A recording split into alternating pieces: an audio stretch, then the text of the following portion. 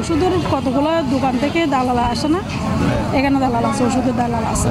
ডাক্তারের সাথে দেখা করতে পারি না, এমন যে ডাক্তারের সাথে যদি পরামর্শ দিয়ে গেলে উনি আমাকে বাইর করে দিতে চায়।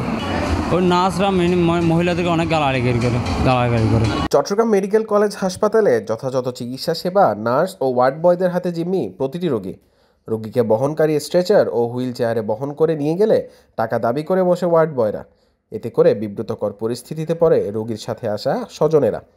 হাসপাতালের ব্যবস্থাপনা নিয়ে অসন্তোষ প্রকাশ করেছেন রোগীসহ স্বজনেরা। চিকিৎসা হলো মাত্র সিপ্রোসিম 2টা দেয় দৈনিক, আবার অমিপ্রাজল 2টা দেয়, ব্যতীত আর কিছু নাই। আমি তো মনে করছি পরিবেশ খারাপ, ডাক্তারের সাথে দেখা করতে পারি না, এমন যে ডাক্তারের সাথে যদি পরামর্শ দিয়ে গেলে উনি আমাকে বাইর করে দিতে চায়। ওষুধপত্র কিছু নাই, মাত্র এক পা হলো বাঙ্গা রুগী, শুধুমাত্র অমিপ্রাজল দৈনিক 2টা দিয়ে, সিপ্রোসিন 2টা দিয়ে ওই বাঙ্গা জোড়া লাগা যায় না কিনা।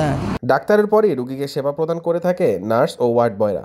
হাসপাতালে নার্সদের ব্যবহার নিয়ে অসন্তোষ প্রকাশ করেছেন চিকিৎসা সেবা নিতে আসা রোগী ও স্বজনেরা। নার্সে অনিয়ম করে যে মহিলাদেরকে অনেক গালাগালি করে।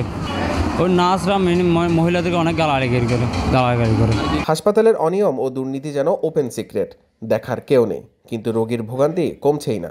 হাসপাতালের দালাল চক্র জিম্মি করে রেখেছে সরকার প্রদত্ত সকল সুযোগ সুবিধা, যার সেবা নিতে হলে গুনতে হবে টাকা। আছে কিছুটা আছে, কিন্তু সবাই না, কিছুটা আছে। কিছু লোক আছে এটা 300 টাকা 400 টাকা 500 টাকা দাবি করে, আর কেউ যা দেয় তা সে দিয়ে ফেলে। হাসপাতালের অ্যাম্বুলেন্স সেবা নিতে গেলেও রোগীদের পড়তে হয় ভোগান্তিতে। অ্যাম্বুলেন্সেও পড়েছে দালাল চক্রের কালো হাত। হাসপাতালের সীমানার ভেতর অ্যাম্বুলেন্স রাখার নিষেধাজ্ঞা থাকলেও তা মানছেন না কোনো চালক। আর গাড়িগুলো সব সমিতির আন্ডারে, একটা সমিতি করিয়ে ডেড বডি যেগুলো, ওগুলো সমিতির আন্ডারে ওরা সিরিয়ালে গাড়ি দেয়, নাহলে তো একটা দরকার গ্যাঞ্জাম সৃষ্টি হইব, এই জন্য সিরিয়ালে গাড়ি দেয় আর কি।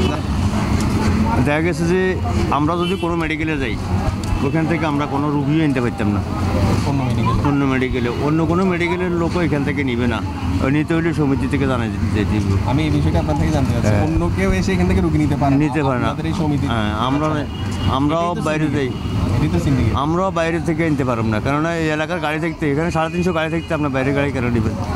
কোনো টেস্ট করাতে বা ওষুধ কিনতে গেলেও পড়তে হয় দালাল চক্রের হাতে, যাতে করে অতিরিক্ত টাকা গুনতে হলেও রোগীরা পাচ্ছেন না যথাযথ চিকিৎসা সেবা। হচ্ছে যে এই যে ওষুধের কতগুলো দোকান থেকে দালাল আসে না, এখানে দালাল আছে, ওষুধের দালাল আছে, দোকান থেকে আসে।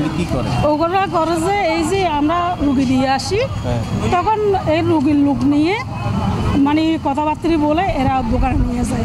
আমার দোকান আছে, আমি কমায় রাখবো, এখান থেকেও কমায় রাখবো, এরকম বলি নিয়ে যায়।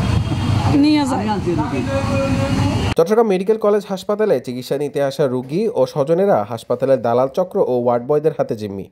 অ্যাম্বুলেন্স সুবিধাও এই চক্রের ঊর্ধ্বে নয়। সেবামূলক প্রতিষ্ঠান পরিণত হয়েছে দালাল চক্রের আখড়ায়।